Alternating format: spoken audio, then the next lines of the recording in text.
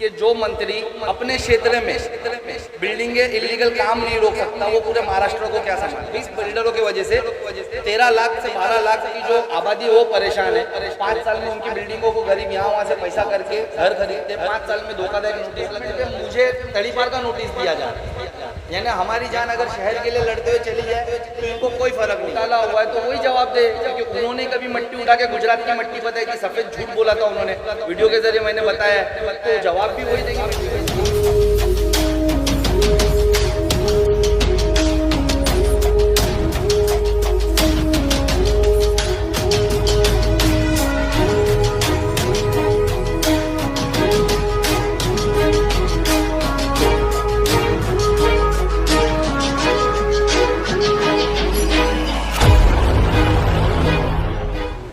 देखिए कि हम लोगों को यहाँ आज प्रेस कॉन्फ्रेंस करनी ही थी, ये तो मुद्दा अर्जेंसी में आ गया तो बुलाना पड़ा, नहीं तो हम लोग आज शाम को इत्मीनान से करने ही वाले थे।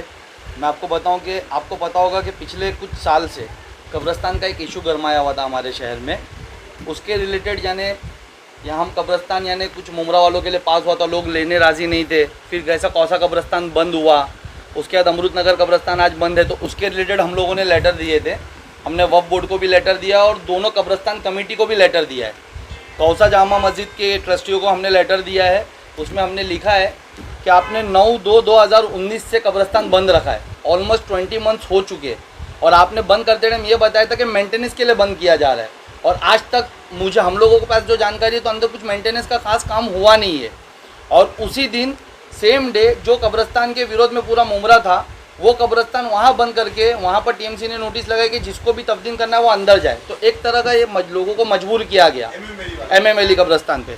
तो उसके रिलेटेड हमने दिया है उनको कि अब वो 20 मंथ से ज़्यादा हो चुके, आप वो कब्रिस्तान चालू करो। अमृत नगर कब्रिस्तान था 3.5 महीने से बंद है, ठीक है। कोरोना के पीरियड में वहाँ पर तब्दील ज़्यादा हो गई थी, यानी कुछ डेथ रेशियो बढ़ चुके थे, जिस वजह से प्रॉब्लम्स आई। लेकिन एज अ रेगुलर अब जो पहले 2 साल पहले जो तब्दील पहली की गई होगी वहाँ से शुरू किया जा सकता है, अंडर मेंटेनेंस रखते हुए पहले भी कब्रिस्तान शुरू रहा है, कोई इशू नहीं रहा है। तो वहाँ लेटर दिया है, और हमने एक कंप्लेंट का letter Waqf board, CM, minority commission, collector office उनको भी दिया है। ये दोनों को लेटर देने के बाद हमने वक्फ बोर्ड को भी लेटर दिया है कि जो कौसा जामा मस्जिद ट्रस्ट ने जो कब्रिस्तान बंद किया था वो उनको राइट्स नहीं था बंद करने का। इतने टाइम के लिए कोई कब्रिस्तान बंद नहीं हो सकता, उन लोगों ने अपनी मनमानी के तहत बंद किया हुआ है। और आज कोई वीआईपी सोर्सेज से अगर जाता है तो तफ्दील वहाँ ली जाती है। नॉर्मल इंसान आज भी परेशान है, हमको काफ़ी कॉल्स आते हैं, या मैं समझता हूँ आप लोगों को भी आते होंगे, जितने भी यहाँ पर सामाजिक या जितने भी लोग एक्टिव है उनको कॉल आ रहा है कि भाई हमारे घर वालों को हम दफनाना नहीं चाहते, लेकिन एक तरीके से वो मजबूर है। तो उसके लिए हमने दिया है कि आप कुछ वक्फ बोर्ड ऐसा डायरेक्शन दे और इन लोगों पे कंप्लेंट एफआईआर लॉन्च हो। तो उसके मौजू पे हमको एक करना था। और दूसरा कि जैसा आपको पता होगा कि अभी एमआईएम से मुझे सदर बनाया गया है, मेरे सदर बनते साथ ही यानी काफ़ी यानी मुझे परेशान किया जा रहा है। अभी कल की बात है कि कल मुझे एक नोटिस आया है एसीपी ऑफिस से, और वो नोटिस में मुझसे जवाब मांगा, और वो नोटिस तड़ीपारी का नोटिस है। तो मैं तो आप लोग जानते हो कि मैं हमेशा सोशल वर्क के लिए आगे आता हूँ, हॉकर्स के लिए कभी आगे आता हूँ, कभी कब्रिस्तान के लिए आता हूँ, कभी टोरेंट के खिलाफ आता हूँ। हम हमारी पार्टी को लेकर के हमेशा जहाँ लोग परेशान हैं वहाँ आगे आते। हम कोई गुंडे तो है ही नहीं। अब मुझ पे जो केसेस बने, जो उसमें 2 केस मुझ पे बताए गए, एक एट्रोसिटी एक्ट को लेकर के मुझ पे केस बताया गया, वो उससे भी सब लोग वाकिफ़ है। उसमें मुझ पे 353 एक्ट लगाया गया था, जबकि मैंने उसका पूरा अहवाल दिया है कि वो एक पार्टी का फंक्शन था, वो गवर्नमेंट फंक्शन नहीं था, तब भी मुझ पे 353 एक्ट लगाया गया। उसके बाद अभी लॉकडाउन पीरियड में मुझे एज अ वॉलंटियर खुद उतारा गया था पुलिस डिपार्टमेंट की तरफ से। मेरे पास उसके कार्ड्स है वॉलंटियर के। वो कार्ड होने के बावजूद अगर वहाँ पर कहीं एक जगह पे झगड़ा हो रहा था, जो झगड़े को रुकाया था, मिटाया था, तो उसमें मुझ पे इल्ज़ाम लगाए गए, उसके वीडियोस वायरल किए गए, पॉलिटिकल प्रेशर बना करके उसमें मुझ पे 188 लगाया गया। अगर आप लोगों ने मुझे वॉलंटियर बनाया था तो आप लोग मुझ पे केस करते हो, 149 की धारा मुझ पे लगाई गई, साथ में 326 जैसे गंभीर आरोप मुझ पे कर दिए गए। तो वो सबको लेके आज मुझे एक नोटिस दिया गया, और उसमें क्या पता किस किस की स्टेटमेंट है कि मैं हफ्ता वसूली करता हूँ, मैं ये करता हूँ। तो उसके संदर्भ में यानी आप लोगों को प्रेस कॉन्फ्रेंस रखी गई है कि ये आप लोगों को बताया जाए कि ये मुझ पे प्रेशर बनाने का काम किया जा रहा है। मुझे यानी जब से मैं प्रेसिडेंट बना हूँ या उससे पहले भी मुझ पे आप लोगों को पता है कि एट्रोसिटी एक्ट कैसे लगे, वहाँ पर आपको पता है कोई वारदात नहीं थी, उसको मैंने कोर्ट में चैलेंज किया है वो केस को, और कॉशिंग किया है। अभी मुझे जब एसीपी ऑफिस से नोटिस आया तो मैंने जामीन ली थी 326 के लिए, 143, 149, 323, 506 के लिए। अब मुझे नोटिस में 354 बढ़ा करके दिया गया है। मेरे जामीन लिए तक ये एक्ट नहीं था 354B, मॉलेस्टेशन, छेड़खानी का केस है। तो वो तो आज तो सुना ही नहीं कि सैफ पठान ने किसी को छेड़ा है। बस जैसा आप बता रहे भाई वैसे ही है। अब जो केस सुनिए ना, कोर्ट में नहीं है, इन लोगों ने मुझे लगा करके दे दिया और मुझे पूरा कॉन्फिडेंस है कि पॉलिटिकल प्रेशर के अंडर ये मेरी एफआईआर पे भी अभी चढ़ा गया होगा। नहीं तो 354 के ताल्लुक से आपने पुलिस से बात की, टाइपोग्राफिकल एरर तो नहीं है कहीं कुछ, मतलब गलती से तो उन्होंने दर्ज नहीं किया है? नहीं, इसके लिए मैंने बात नहीं की, मैं पहले आप लोगों के पास ही आ रहा हूँ। मुझे लेकिन मुझे पता है कि ये हो सकता है कि देखो जैसे 326, 188 मुझ पे लग गया। आप लोगों को पता है कि जब एट्रोसिटी एक्ट लगने से पहले जब मैं वहाँ सवाल करने गया था टीएमसी कमिश्नर और हमारे माननीय मंत्री साहब से, तो उस वक्त मुझे वहाँ से लेकर आया गया था। काफ़ी प्रेस रिपोर्टर ने उसको कवर किया था, वो न्यूज़ें भी बनी थी आपके माध्यम से, लोगों को बताया गया था।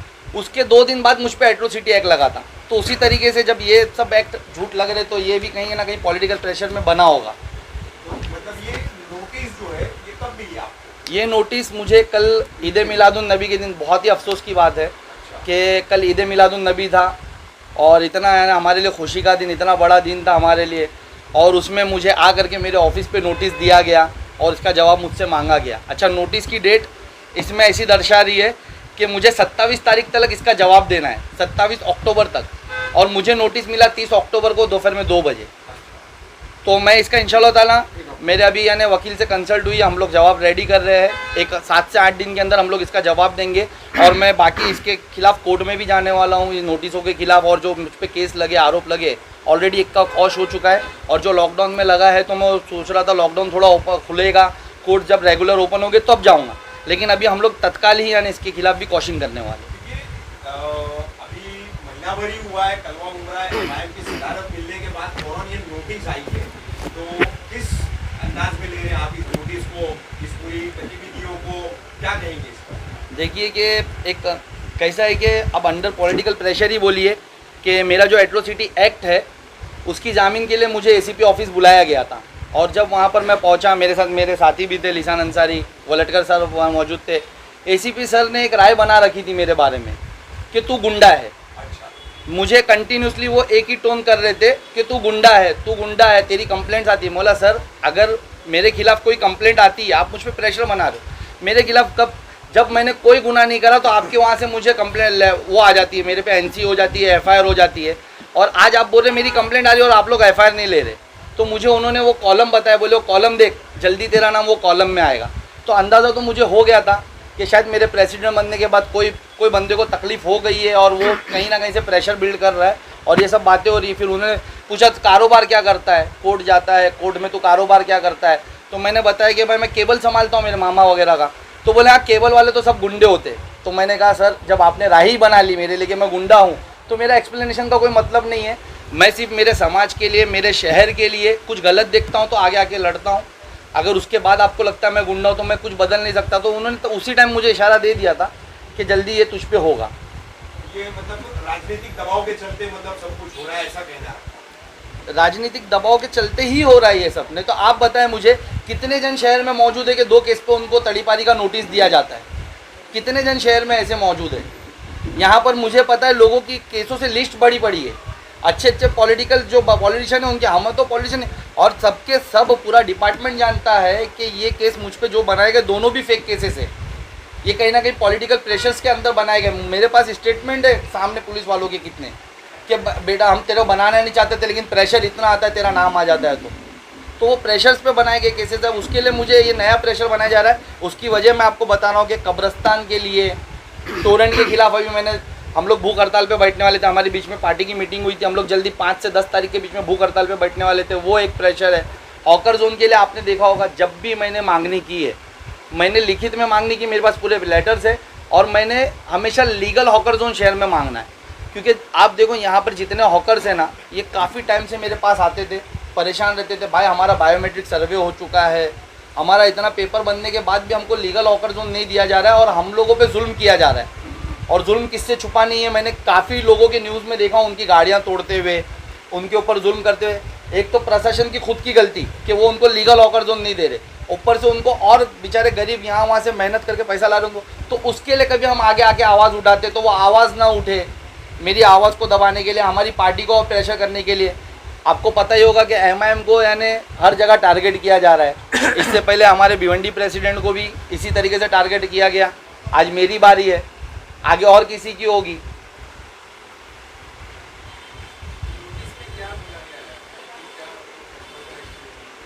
नोटिस में मुझे ये बोला गया है कि मैं कोई काम धंधा नहीं करता हूँ, मैं MIM के नाम पर लोगों को परेशान करता हूँ, धाक बनाता हूँ, धमकी देता हूँ और शायद उसी से मेरा घर चलता है, ऐसा उन्होंने बताया है। मेरे साथ उन्होंने मेरे छोटे भाई को टारगेट किया है कि वो चक्कू लेकर रोड पे घूमता है, यानी मेरे तक नहीं। अब आप बताओ, मेरे छोटे भाई को सब जानते हैं, उसका हाथ नहीं है इतना, वो हैंडीकैप है और वो चक्कू लेकर गुंडागर्दी करता है, इनके नोटिस में लिखा है। वो उसका बोला गया कि काम धंधा नहीं करता, जबकि मेरे पास उसके पूरे कार24 या उससे पहले जो कंपनी में काम करता था उसके पूरे प्रूफ्स है। उसको कार24 की तरफ से सम्मानित किया गया है सेल्स में पूरे बॉम्बे में। तो बंदा यहाँ रह के तो वहाँ पर काम नहीं कर सकता, तो वो वहाँ काम करता, वो दिया गया है। फिर उसके बाद कुछ 2 स्टेटमेंट उसमें लगाए गए, वो फॉल्स स्टेटमेंट, उसका मैं अहवाल मांग रही है, मेरी वकील मांग रही है कि कोई ने वो लगाया कि मैंने किसकी रिक्शा ली, उसको भाड़ा नहीं दिया, मैंने उसको धमकी दी कि मैं तेरा 800 रुपया नहीं दूंगा, मेरा नाम फला। आपको पता है कि केसेस कैसे बनते। मेरे लिसान अंसारी भाई ने अमित गडकरी को वहाँ देखा भी नहीं, तो तब भी कॉलर भी पकड़ लिया और वहाँ पर ऐसा हमारी कंप्लेंट लिखी गई। तो उसी तरीके से सब केसेस बनाए गए। पार्टी लेवल पे देखिए, मैं कल फौरी तौर पे जब मुझे नोटिस मिला तो मैंने पार्टी से कि मेरे आला जो है फयाज भाई मुंबई प्रेसिडेंट, उनसे बात की। फिर इम्तियाज़ जलील साहब का मुझे सामने से फ़ोन आया, उन्होंने कहा कि बोले ठीक है आप लीगल फॉर्मेलिटीज़ में चले जाओ इसके खिलाफ़, अभी हम लोग बिहार के इलेक्शन में बिजी है, हम जैसे 5-6 दिन में फारिग होते हैं वहाँ से, वहाँ पर जो प्रचार बंद होता है, तो इंशाल्लाह ताला इम्तियाज़ जलील साहब खुद यहाँ आएंगे, फयाज भाई खुद आएंगे, उसके बाद वापस से प्रेस कॉन्फ्रेंस भी होगी और कमिश्नर सर से मुलाकात भी होगी इसके संबंध में।